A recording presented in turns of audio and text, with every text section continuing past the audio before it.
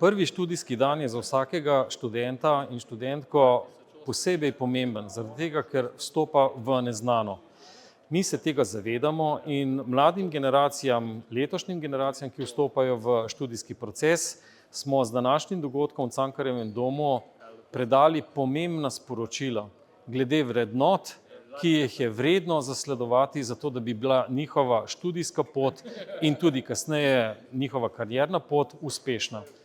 Te vrednote so seveda samostojnost, odgovornost, sodelovanje,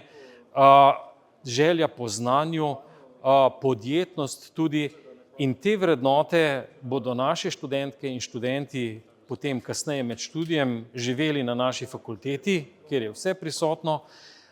in pa mislimo, da je v današnji družbi to dovolj močna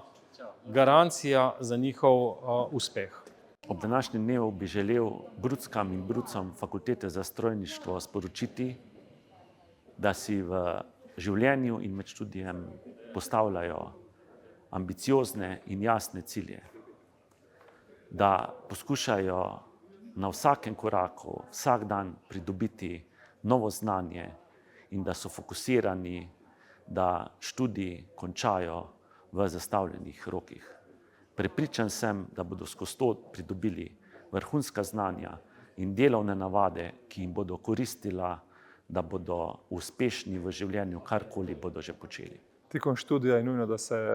študenti ukvarjajo s športom, zaradi tega, ker to hrani njihov fokus, sposobnost, recimo tudi malo bolj dolgotrajnega reševanja problemov, zato ker jim daje kondicijo in ne nazadnje je to najboljši način za sprostitev.